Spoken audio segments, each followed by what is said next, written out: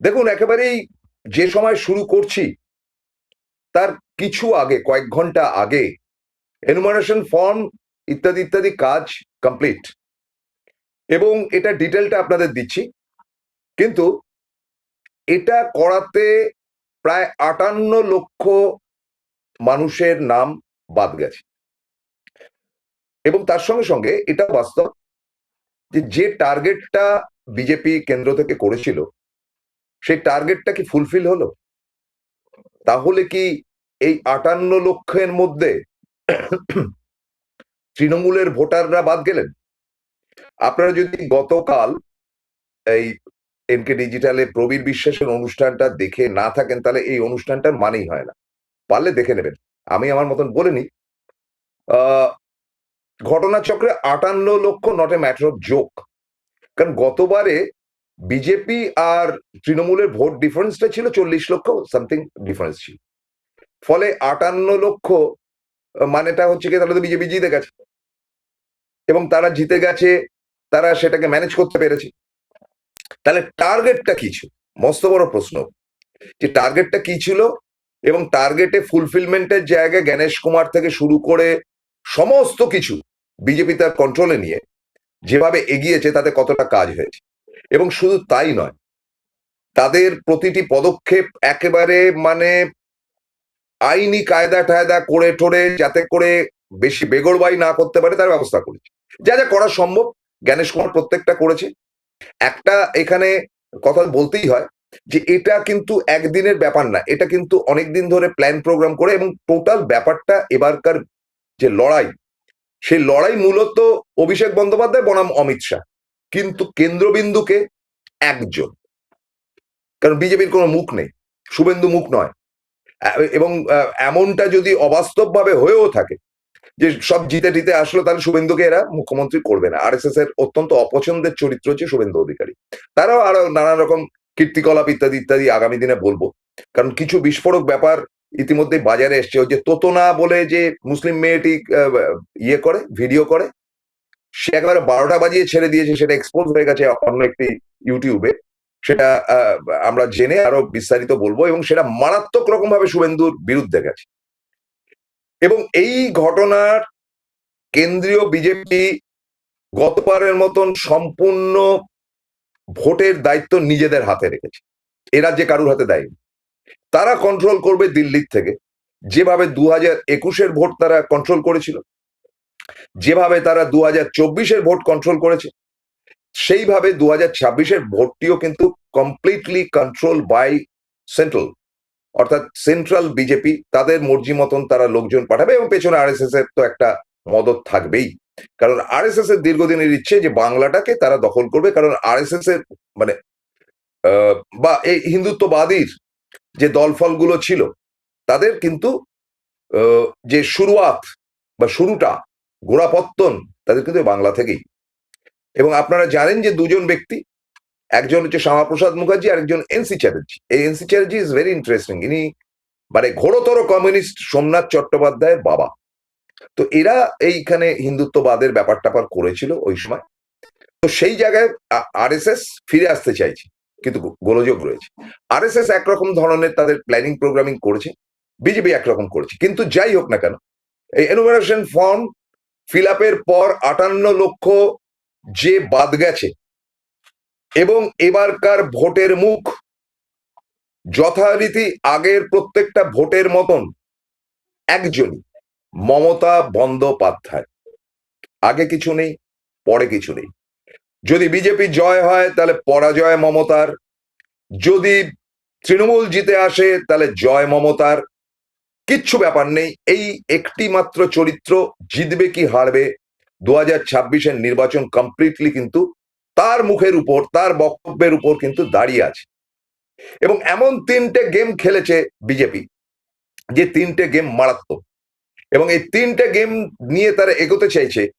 কিন্তু মুশকিলটা হয়েছে যে পাঁচটা এসছে কিন্তু মমতার দিক থেকেই।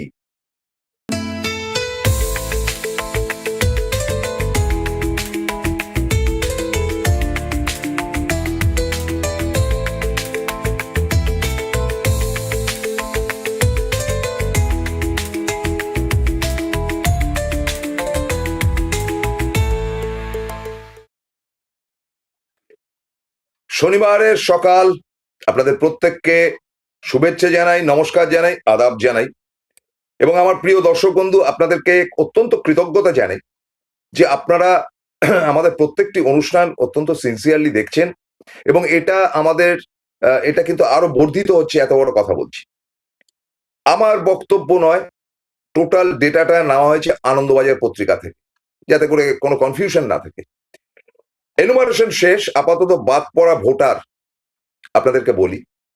মৃত হচ্ছে 24,19,158, যেটা মানে গতকাল অব্দি খবর এসছে, বা আজকে হয়তো খবরের কাগজে দেখেছেন। মৃত হচ্ছে 24,19,158। নিখোঁজ হচ্ছে, ভেরি ইন্টারেস্টিং, এই পয়েন্টটা ধরে রাখবেন, নিখোঁজ মানে খোঁজ পাওয়া যাচ্ছে না। নিখোঁজ হচ্ছে 12,10,434। স্থানান্তরিত হয়েছে 19,92,816।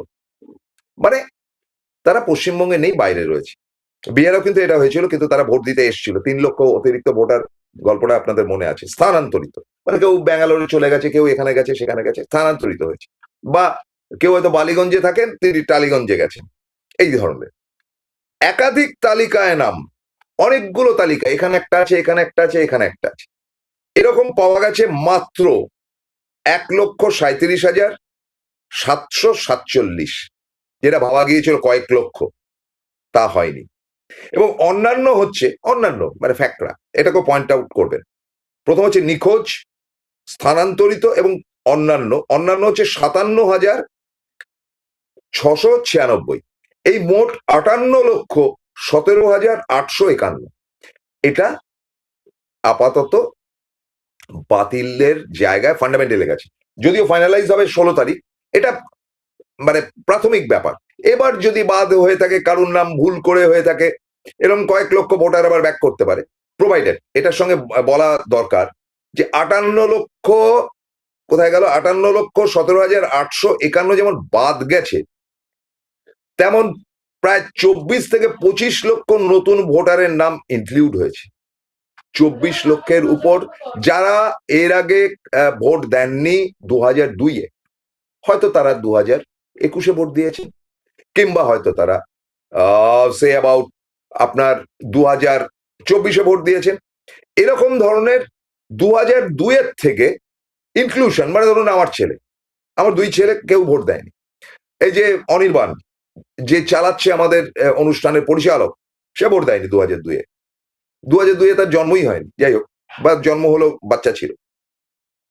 এবার খুব ইন্টারেস্টিং একটা ব্যাপার, যেটাকে এরা আনন্দবাজার খুব খেয়ে না খেয়ে মমতার পেছনে লেগেছে, তো তারা বলছে যেটা, পশ্চিমবঙ্গের 294টি বিধানসভা আসনেই এসআইআর এর এনুমারেশন ফর্ম পর্বে নাম বাদ পড়েছে গুরুত্বপূর্ণ 15টি কেন্দ্র। 15টি কেন্দ্র খুঁজে খুঁজে বার করেছে, খুব ভালো করে শুনুন। ভবানীপুর থেকে বাদ গেছে 47,787, ভবানীপুর মানে মমতার কেন্দ্র। নন্দীগ্রাম থেকে বাদ গেছে 10,599। কলকাতা বন্দর ববি হাকিমের এলাকা থেকে বাদ গেছে 63,730। আসানসোলে অগ্নিমিত্রা পালের এলাকা থেকে বাদ গেছে 39,202, ডেঞ্জারাস। টালিগঞ্জ থেকে বাদ গেছে 35,309, অরূপ বিশ্বাস। শিলিগুড়ি শঙ্কর ঘোষের এলাকা থেকে বাদ গেছে 39,181। দমদম ব্রাত্য বসুর এলাকা থেকে 33,882, প্রোভাইডেড। এখানটা বলে রাখা ভালো যে ব্রাত্যর এলাকাতে কিন্তু মুসলিমের সংখ্যা হাজারখানেক, হাজার দেড়েক, তাহলে 33,000 এরা কারা? স্বাভাবিক প্রশ্ন আপনাদের থাকতে পারে। এটাই হচ্ছে কজ এন্ড রিজন। এটা খুব ভালো হয়েছে, ব্রাত্যর জায়গাটা পেয়েছে। বালুরঘাট থেকে বাদ গেছে 19,219, বর্ডার এরিয়া, যেখান থেকে নাকি সব ঢুকেছে ইত্যাদি দাবি করা হয়েছিল, এবং বালুরঘাটের সাংসদ সুকান্ত মজুমদারই দাবি করেছিলেন। উত্তর দমদম থেকে বাদ গেছে 33,912টি, চন্দ্রিমা ভট্টের। এখানেও কিন্তু মুসলিমের সংখ্যা খুব কম, তাহলে বাদ গেল কারা? এগুলো কিন্তু পূর্ববঙ্গীয় জায়গা। এছাড়া রয়েছে শামপুকুর, বালিগঞ্জ, বেহালা পূর্ব, বেহালা পশ্চিম, চন্দননগর, শিবপুর। এখানে যে কটা নাম দিয়েছে, তার মধ্যে ববি হাকিমের এলাকাটি বাদ দিয়ে বাকি একটিও মুসলিম এলাকা নয়। কি বুঝলেন? যে 15টি জায়গা থেকে কয়েক লক্ষ এটা অ্যাড করলে আসবে, সেখান থেকে যেগুলো বাদ গেছে তার মধ্যে একমাত্র ববি হাকিমের কনস্টিটিউয়েন্সি ছাড়া বাকি একটিও কনস্টিটিউয়েন্সি মুসলিম অধ্যুষিত জায়গা নয়। Mind it. তাহলে কি দাঁড়ালো ব্যাপারটা? ব্যাপারটা দাঁড়ালো এনুমারেশন ফর্ম কমপ্লিট হয়েছে। এবার বিজেপি 3টে টার্গেট করেছে, আপনাদের বলি। টার্গেট নাম্বার 1, তারা ঠিক করেছে যে প্রথম যে ব্যাপারটা সেটা হচ্ছে নাম ছাঁটাই, অর্থাৎ নাম ছেটে বাদ দিয়ে দাও, যাতে করে তৃণমূলী ভোটাররা ভোট দিতে না পারে, বা মুসলিম ভোটারদের নাম কেটে উড়িয়ে দাও। বেশ, এটা তাদের point number 1। Point number 2, dangerous কিন্তু পয়েন্টগুলো প্রত্যেকটাই। পয়েন্ট নাম্বার 2, তারা ডিসাইড করেছে যে এত স্ট্রং তারা সমস্ত অবজারভার এবং তার সঙ্গে সঙ্গে সেন্ট্রাল ফোর্সকে তারা ফিট করবে, যাতে করে কেউ ভোট কেন্দ্রে গিয়ে জাল ভোট দিতে না পারে। এবং এটা খুব স্ট্রিক্টলি, এবং এটার সঙ্গে একটা কানেক্টিং ব্যাপার আছে, আপনাদের বলি যে আরো একটি আদেশ সম্প্রতি এসছে দিন তিনেক আগে। সেটা হচ্ছে যে কলকাতা বা বড় শহর যেগুলো রয়েছে, কলকাতা বা শিলিগুড়ি ধরা যেতে পারে, যেখানে মানে কি বলা যায়, মানে অনেক লোকের বাস, মানে সুপার ইয়ে যেগুলো সুপার কি বলা যায়, প্রমোটিং হাউস যেগুলো, যেখানে দুর্গাপুজো হয় ইত্যাদি, সেখানে যদি 500 জন থাকে, মানে উঁচু বিল্ডিং, হয়তো 8 তলা 10 তলা 14 তলা বিল্ডিং যেগুলো কলকাতা শহরে রয়েছে, সেখানে 500 জন লোক থাকতেই পারে। সেখানে তাদের বিল্ডিং এর মধ্যে বুথ করতে হবে, তাদের বিল্ডিং এর মধ্যে 500 অধিক যদি কোনো বিল্ডিং থাকে। কেন করেছে তারা? কারণ সিপিএম এর জমানায় এই বিল্ডিং গুলোতে তালা মেরে দেওয়া হতো, যাতে করে ভোট দিতে না, কারণ এদের মধ্যে মরাললেস ম্যাক্সিমাম হচ্ছে কি মারওয়াড়িস এবং নন বেঙ্গলি। কারণ এখন আর কলকাতা শহরে ফ্ল্যাট কেনার মতন ক্ষমতা নেই, যেখানে মানে এই সুপার মাল্টি ইয়ে রয়েছে, প্রমোটিং হাউস রয়েছে, সেখানে এখন বাঙালি কোথায়? 500 জনের উপর যেখানে থাকে, এই আমাদের পাশে ইএমসি একটা আছে, সেখানে 1000 লোকজন থাকে, হয়েছে, নতুন হয়েছে, বছর 4-5 বা 6। তো সেসব জায়গায় ওই স্পটেই বুথ করতে হবে, মানে ভোট কেন্দ্র করতে হবে, অর্থাৎ অত্যন্ত কড়াকড়ির জায়গা থেকে। Point number 2। পয়েন্ট নাম্বার 3, এই হুমায়ুন কবির নামক ব্যক্তি, এটা শুভেন্দু অ্যান্ড অ্যাসোসিয়েশনের বক্তব্য, যে হুমায়ুন কবির কে দলে টেনে বা আরো যে ওই আইএসএফ ফাইএসএফ যেগুলো আছে, সেগুলোকে দলে টেনে একটা কম্বাইন্ড গ্রুপ করা, এনডিএর মতন, যারা মুসলিম ভোটটাকে কাটবে, এবং মুসলিম ভোট না কাটতে পারলে 120টি আসন আটকানো যাবে না। তো এই 3টে পয়েন্ট নিয়ে কিন্তু বিজেপি এগোচ্ছে, এবং এই এগোনোর জায়গা থেকে এমন কতগুলো ঘটনা ঘটতে পারে বা ঘটছে, যে ঘটনাগুলো কিন্তু দুর্জনে বলছি, মানে ধরুন ওই কি বলা যায়, বিজেপি পন্থী যে সমস্ত ইউটিউব রয়েছে, তার মধ্যে একজন বিখ্যাত সাংবাদিক সুমন চট্টোপাধ্যায় রয়েছেন, তার বক্তব্যগুলো টুকরো টাকরা ধরছি।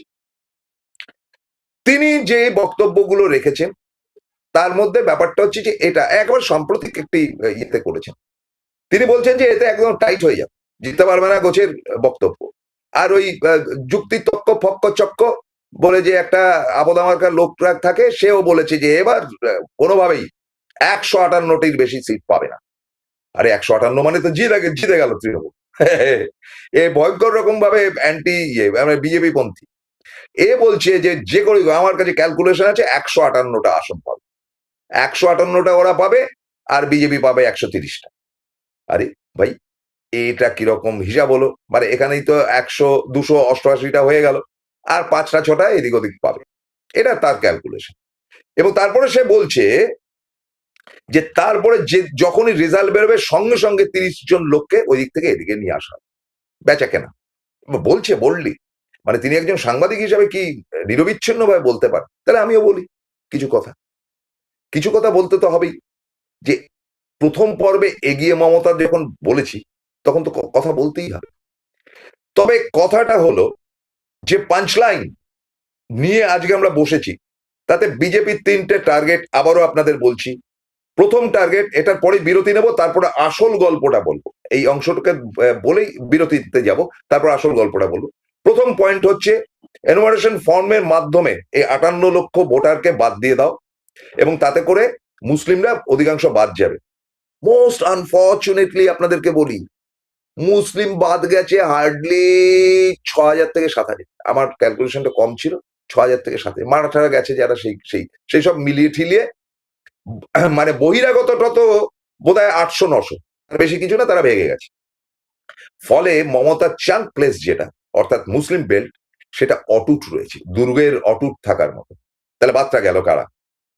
বাদটা গেছে প্রায় 12 থেকে 14 লক্ষ মতুয়া, তার সঙ্গে অ্যাডিশনাল উদ্বাস্তু, নেপাল থেকে দার্জিলিং ঘুরে যারা ওই দিকে এসছে, বা শিলিগুড়ি বা ডুয়ার্স তরাই অঞ্চলে যারা বসবাস করছে, তাদের মধ্যে অন্তত 3 থেকে 4 লাখ, হয়তো সংখ্যাটা বেশি, তারা অনুপ্রবেশ করেছে যারা, তারা বাদ, মুসলিম নেই তার মধ্যে, এটা মাথায় রাখবেন। অর্থাৎ হিন্দু বেল্টের ভোট প্রায় এই 58 লক্ষ জায়গা থেকে 24 লক্ষ নতুন ইনক্লুশন হচ্ছে, সেটাকে আমি তাহলে ডিডাক্ট করে আমি ধরে নিচ্ছি 58-24, ওই ধরুন 30-32 লাখ বাদ গেছে। এই 30-32 লাখের মধ্যে অন্তত 18 থেকে 20 লাখ মারাঠারা যাওয়া হয়নি, বহিরাগত যারা, অর্থাৎ কিনা মতুয়া, তারপরে ধরুন নর্থ বেঙ্গলের অধিবাসী, আপনার ডুয়ার্স তরাই অঞ্চলের বহিরাগত নেপালি ইত্যাদি ইত্যাদি প্রচুর প্রবেশ করেছে। ভুটান থেকে, নেপাল থেকে খেতে পাচ্ছিল না, কোভিড এর পর তারা ঢুকে এখানে নামফাম লিখিয়ে ভোটাভুটি দিচ্ছিল। এবং উদ্বাস্তু জনগোষ্ঠী যেগুলো রয়েছে, সেগুলো সব বাতিলের খাতায় যাচ্ছে, এবং এটা দাদা যে ক্যালকুলেশন করেছে সে ক্যালকুলেশন ভুল। ওকে, পয়েন্ট নাম্বার 2, যে বিল্ডিং গুলোকে একদম খামকে ধরো যাতে করে ভোটাভুটি না হয়, এটা আমি বিরতির পরে বলবো। পয়েন্ট নাম্বার 2টা মাথায় রাখবেন। এবং পয়েন্ট নাম্বার 3, শুভেন্দু যে মুহূর্তে হুমায়ুন কবির বা ওই আইএসএফ এর সঙ্গে হাত মেলাবে, সেই মুহূর্তে এন্টায়ার মুসলিম ভোটটা তাদের বিরুদ্ধে চলে যাবে, এন্টায়ার মুসলিম ভোট। হুমায়ুন কবিরের এমনি ক্ষমতা নেই, সে তো ভগবান না, তার নাম তো কেউ সেভাবে আলোচনাও করেনি। ওই একটা দিন হচ্ছে, 15 দিন বাদে ওটা ভুলেও যাবে যে কি হবে বাবরি মসজিদ টসজিদ, এগুলো মুসলিমরা পছন্দও করছে না, কারণ তারা বাঁচতে চায়, তারা জানে যে কি ভয়ঙ্কর নির্মম, যেভাবে একটা মানে কি বলা যায়, প্যাটিসওয়ালাকে পেটানো হয়েছে, এক মুসলিম প্যাটিসওয়ালাকে ফেলে পিটিয়েছে উগ্র হিন্দুরা, এবং তার ছবি আপনারা দেখেছেন। তাতে করে সমগ্র মুসলিম জাতি ক্ষেপে বোম হয়ে গেছে। এবং এই মুসলিম ছেলেটি গরিব ছেলে, সে প্যাটিস বিক্রি করছিল, প্যাটিসের মধ্যে ভাই চিকেন থাকবে না তো কি থাকবে, কি থাকবে? তারা কলকাতা শহরে এটা বিক্রি করছে, খেলার মাঠে যারা যায়, আমরা মোহনবাগান ইস্ট বেঙ্গল খেলা থাকলে এই প্যাটিস গুলোই খেতাম। সে প্যাটিসওয়ালাকে ফেলে পেটানো হয়েছে, এবং পেটানোর পর কোর্টে কেস উঠেছিল, এবং কোর্ট কেসে যারা পিটিয়েছে তাদের 4 জনকে ছেড়ে দেওয়া হয়েছে, এবং তাদেরকে মালা গলায় দিয়ে শুভেন্দু অধিকারী আরো 12টা বাজিয়েছে মুসলিম ভোটে। ক্ষিপ্ত হয়ে রয়েছে মুসলিম সমাজ। হুমায়ুন কবির যতটা চুলকে দিয়েছিল, সেই চুলকানিটার উপর কিন্তু দাদের মলম তারা লাগিয়ে ক্ষিপ্ত হয়ে রয়েছে যে ভোটটা আসতে দাও, তারপরে মুসলিম পেটানো বার করছি। একদম আপনাদের বলে দিলাম।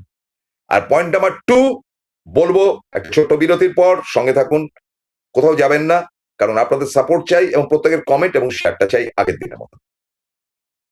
Found Kolkata's first ever sweet shop serving so unique items like Dab Malai Curry, Motichur Truffle, Gajor Borfi, Dab Kalakand, and I had to try them. শুধু তাই নয়, শক্তিগড়ের ল্যাংচা, বর্ধমানের সীতাভোগ, মালদার পোস্তকদম, বহরমপুরের ছানা বড়া, এগুলো সবকিছু খেতে হলে আর এত দূরে যেতে হবে না। সুন্দরিনী ন্যাচারালসে পেয়ে যাবে পশ্চিমবঙ্গের বিখ্যাত 10টা জেলার মিষ্টি all under the same roof.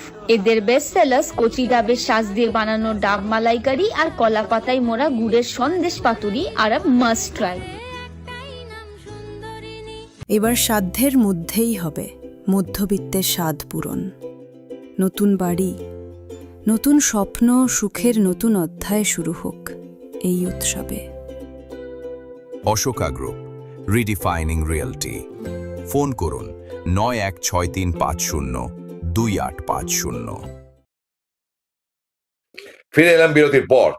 প্রথমেই জানাই, যেহেতু মমতা ব্যানার্জির নামে ভোট, এবং আমাদের ওপরের ইয়েটাও হেডারটাও যেহেতু মমতা বন্দ্যোপাধ্যায়ের নামে, আপনাদেরকে বলি, সারা পশ্চিমবঙ্গ বনবন করে ঘুরছেন মমতা বন্দ্যোপাধ্যায়, এবং প্রত্যেকটা জায়গায় লোকসভার বক্তব্য তিনি তুলে ধরছেন।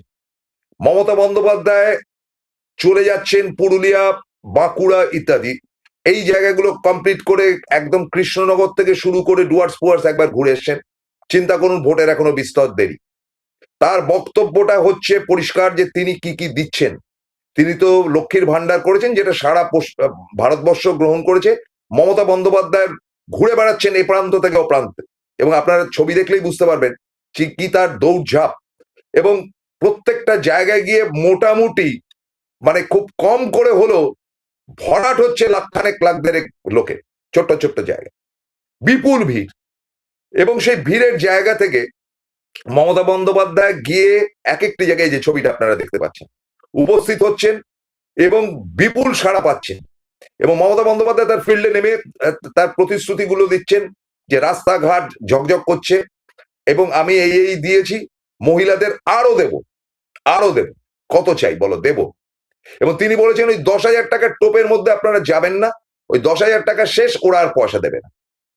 একদম পরিষ্কার যে 10,000 টাকা যেটা দিতে চাইছে সেটা যদি নেন তারপরে আর টাকা পাবেন না, আর নিলে নিন, আমি তো আছি, আমি ফিরে আসবই, ডিটারমাইন মমতা।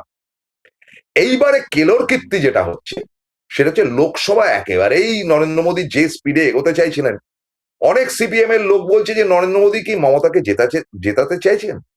তিনি এইসব শুধু নরেন্দ্র মোদী না, নরেন্দ্র মোদী, অমিত শাহ, গুজরাটি গোষ্ঠী কি মমতার ক্ষমতাটাকে বাড়িয়ে দিলেন না ইনডাইরেক্টলি? কেন তাদের এই সন্দেহটা হচ্ছে? কারণ ভুলে ভরা কথাবার্তা তারা লোকসভায় বলে বাঙালি সমাজকে প্রচন্ড খেপিয়ে দিয়েছে।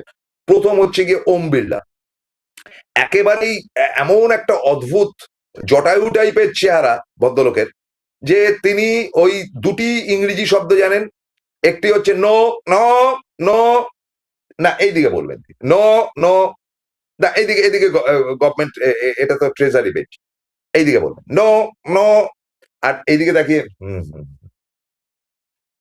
হাসি। এই ওম বিড়লার বোকামি মাত্রা ছাড়া হয়ে যাওয়াতে কাঁপিয়ে দিচ্ছেন সমস্ত বিরোধীরা বন্দে মাতরমকে কেন্দ্র করে। এবং কোন কুক্ষণে বন্দে মাতরমের মতন একটি ঘটনাকে ধরতে গেলেন নরেন্দ্র মোদী কে জানে। কেউ তাকে বুঝিয়েছিল যে বন্দে মাতরম ধরো, কারণ এটা বাঙালি সেন্টিমেন্ট এবং বাংলায় তোমার প্রচার করতে সুবিধা হবে। তাতে করে ভুলভাল কথা বলেছেন। প্রথম যে কথাটি বলেছেন সেটা একেবারে ভীষণ রকম ভাবে বাঙালি সেন্টিমেন্টে লেগেছে, এবং এই বন্দে মাতরমের তিনি দিব্যি বলছিলেন, হঠাৎ করে তিনি বঙ্কিমদা বলে ব্যাপারটাকে ছেলে মানুষের পর্যায়ে নিয়ে গেছেন, এবং তিনি ক্ষমাও চাননি। আমি দেখলাম যে রাবিশ চ্যানেল বলে যে আর দিয়ে নামটা রয়েছে, সেখানে কেউ একটা ন্যাকামি করে বলছে তিনি তো ক্ষমা চেয়েছেন, একবারও ক্ষমা চাইনি। তিনি বলছেন ঠিক হ্যাঁ, ওকে ওকে, আমি চেঞ্জ করে দিচ্ছি। সৌগত রায় যখন বলেছিল বঙ্কিমদা আবার কি বঙ্কিম বাবু বলছে না না, আমি ঠিক করে দিচ্ছি, আমি ঠিক করে দিচ্ছি। তিনি তো বলবেন আই এম সরি, আমার জানা ছিল না বাঙালিদের তো সবাইকে দাদা বলে ডাকতে হয়, আর দাদা বলে ডাকতে হয় বিবেকানন্দ দা, রামকৃষ্ণ দা, এরকম ডাকা যায় নাকি? তার খেয়াল ছিল না, কারণ বঙ্কিম বাবু এই দাদা ফাদা ব্যাপারে বিশ্বাসী না, তখনকার দিনে দাদা ফাদা বলাও হতো না। ফলে এই বঙ্কিম দা বলে মস্ত বড় কেলো করেছেন, এবং সেটাকে গার্ড করতে গিয়ে আরো ভুলভাল কথা সবাই বলেছেন। এবং শুধু বলাই নয়, সেখানে অমিত শাহ এমন বক্তব্য রেখেছেন যে তিনি বেপরোয়া, তিনি তো মানে মনে হয় যেন হাত কাটা দিলীপের মতন তার অ্যাটিচিউড। মানে তিনি কিন্তু এই ভারতবর্ষকে ডোবাবার পয়লা নম্বর লোক হচ্ছে অমিত শাহ। যা তা করছেন, মানে ডেমোক্রেসি ফ্যাসিজমের টপ ফেস হচ্ছে অমিত শাহ। কি বলেছেন এক ঝলক দেখে নিন, দেখুন। तो मैंने सोचा साला ये चुनाव आयोग कहते हैं कुछ नहीं हो रहा है, कुछ नहीं हो रहा है, तो ये लोग आरोप क्यों लगाए? तो मैंने सोचा साला ये चुनाव आयोग कहते हैं कुछ नहीं हो रहा है, कुछ नहीं हो रहा है, तो ये लोग आरोप क्यों लगाए?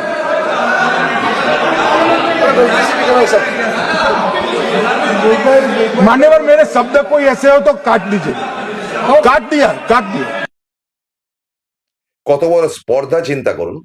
তিনি সংসদে বসে তিনি বলছেন যে और मैंने सोचा साला, দেশের স্বরাষ্ট্রমন্ত্রী, পুলিশ মন্ত্রী, তার মুখে এই বাক্য, এই কুবাক্য। এটা তো সারা ভারতবর্ষে থুতু দিচ্ছে তাকে শিক্ষিত মহল, এবং পশ্চিমবঙ্গের কিন্তু প্রত্যেকটা মানুষ খুব সেন্সিটিভ। তারা এই বাক্য শুনে মোহিত হয়েছেন এবং বলছেন যে যে লোক এই ভাষা ব্যবহার করতে পারে এবং সংসদে দাঁড়িয়ে বলার পর এটা যদি বিরোধীদের কেউ বলতো তাকে সঙ্গে সঙ্গে সাসপেন্ড করে দেওয়া হতো শীতকালীন অধিবেশন থেকে, যে কুবাক্য বলা আছে। কারণ কি জানেন, ওখানে হঠাৎ কোন এক উচ্চিংড়ে বিজেপির নেতা তিনি হঠাৎ উঠে দাঁড়িয়ে বলছেন যে এই সংসদ ভবনের বাইরে সিগারেট খাওয়া হচ্ছে। হ্যাঁ, আমি জানি সিগারেট খেয়েছি। কে খেতে পারে? সৌগত রায় সিগারেট খান। সৌগত রায়ও বলি হারিয়ে যাই, স্যার আপনার হার্টের এত প্রবলেম হচ্ছে, সিগারেটটা ছেড়ে দিন। সে যাই হোক, বাঙালি মানে ফেলুদা ব্যোমকেশ তারা সিগারেট খাচ্ছে। জিনিসটা খাওয়া উচিত না, সিগারেট খাওয়া স্বাস্থ্যের পক্ষে তবে বাঙালি মানে সিগারেট খাবি, মানে বাঙালি ইন্টেলেকচুয়াল মানে সিগারেট খাবি। সেইখানে বলা হয়েছে যে একে অবিলম্বে ক্ষমা চাইতে হবে, তিনি কেন সংসদের বাইরে সিগারেট খেয়েছেন, ক্ষমা চাইতে হবে। তিনি ক্ষমা চাইবেন, অথচ এই শান্তির ছেলেরা এটা বলছে না যে অমিত শাহ এত বড় খিস্তিটা মারলো, তার ক্ষমা চাওয়ার দরকার আছে। মানে যা খুশি তাই চলছে, এবং এটা হচ্ছে ওম বিড়লার জন্য। দেখুন কয়েক মাস আগে অভিষেক কি বলেছিলেন, এক ঝলক দেখাই, কিরকম ইম্পার্শিয়াল লোক নন তিনি। অভিষেক তার মুখোশ খুলে দিয়েছে, দেখুন দেখা। सर प्राइम मिनिस्टर से बोलते आप अपना पद का मान रखिए सर, उनको उठ के बोलिए माफी मांगेगा, then I continue my speech. No sir, you have to intervene. Sir, you are the speaker of this house. No sir. आपको कंटिन्यूस करना है तो करिए, उनका नाम सदन के रिकॉर्ड से निकाल दिया है। नहीं करना है तो आप डायरेक्शन मत दिए कि उनको माफी मंगाई। आप मुझे डायरेक्शन नहीं दे सकते। कोई 60 साल पहले जवाहरलाल नेहरू का बात करेगा, दूसरे नेताओं का बात करेगा, तब आप कुछ नहीं बोलेंगे। सब बोलते मैं हैं। 5 साल पहले का डिमोनिटाइजेशन का बात सब बोलते करूंगा तो आप कहेंगे भाई वर्तमान इशू पे बोलिए। बजट सर पे। ये बजट पे। पक्षपात नहीं चलेगा सर। बजट पे मैं बजट पे ही बोल रहा हूँ। 50 साल पुराने इमरजेंसी का बात कर रहा था, तब आप चुप थे, बोलिए। और अब मैं डिमोनिटाइजेशन का माननीय बात कर रहा हूँ, सदस्य, आपको चुप रहे। वाह हाँ। वाह सर वाह। देश में जनता मालिक है, कोई नेता मालिक नहीं है। Narendra Modi, Amit Shah and the minions of BJP and the rest of the country to see. The people of Bengal and the people of my constituency elected me third time with a margin of 7,10,000 votes, setting an example. This is the people's power. Sir, if I'll have to bow, I'll bow before the power of the people. I will not bow before the people in power. This people needs to understand. The message from the electorate of this country is loud and clear. Waqt badal gaya hai. The honorable Prime Minister is on borrowed time. You all are on borrowed time. Mark my words. थोड़ा सब्र रखिए और कुर्सी का PT बांध लीजिए, मौसम बिगड़ने वाला है. Sir, one thing has changed. I was sitting throughout when the budget was being read. Only the cheerleaders have gone down in numbers. वो बेंच बजाने वालों का थोड़ा नंबर कमती हो गया है. টাইগার জিন্দা হ্যায়, টাইগার জিন্দা হ্যায়। টাইগার কিরকম গর্জিয়ে উঠলো দেখলেন? সেনাপতি ঝলকটা দেখালেন, বাঘের বাচ্চার মতো কথা বললো টাইগার। সুতরাং লড়াইটা মুখ একটাই, মাথার উপর একটা ছবি থাকবে মমতার, আর দুদিকে দুটো মুখ থাকবে অমিত শাহ অ্যান্ড অভিষেক। এবারকার ভোট তাই হচ্ছে। দ্বিতীয় কথা একেবারে শেষ লগ্নে গিয়ে বলি, খারাপ কথা। কারণ আজকে যদি কেউ সরাসরি কোনো চ্যানেল থেকে বলতে পারে যে বিজেপি উচিত, মানে সিপিএম পন্থী বা এদের আরো কারুর মানে যদি সঙ্গী করা যায়, বা মুসলিমদের মধ্যে থেকে হুমায়ুন কবিরকে সঙ্গে নিয়ে, মানে এটা সাংবাদিক বলছে যে নিয়ে তারা ভোটে জিতবে, এটা এটা এটা আলোচনার বক্তব্য হচ্ছে কোনো একজন সাংবাদিক পোর্টাল বা ইউটিউবে বলছে। তাহলে আমি দুটো খারাপ কথা বলি, আমি তো মানে খারাপ কথা বলার জন্য কুখ্যাত, আপনারা শুনতেও চান। দাদা ভোটের দিন না ওই 500 লোকওয়ালা বাড়ি বলুন আর এলাকা বলুন, 81,000 বুথ, 21,000-এ বসতে পারবে কিনা বিজেপি সন্দেহ। খেলা হবে দাদা, খেলা হবে। ভোটটা ভোটের দিন হয়। আর সেন্ট্রাল ফোর্স কইয়েন না, ঘোড়ায় আসবো। আর এর বেশি কিছু বলবো না, এরপরে বাড়াবাড়ি হয়ে যাবে। বাকি আপনারা বুঝে নিন, গেম হ্যাজ স্টার্টেড। প্রথম রাউন্ড গণনা ফননা ইত্যাদির পর 1 গোলে এগিয়ে রয়েছে মমতা বন্দ্যোপাধ্যায়। গোল আরো বাড়বে প্রতিশ্রুতি দিয়ে আজকের মতো শেষ করছি। ভালো থাকবেন, দিনটা আপনার ভালো কাটুক। নমস্কার, আদাব।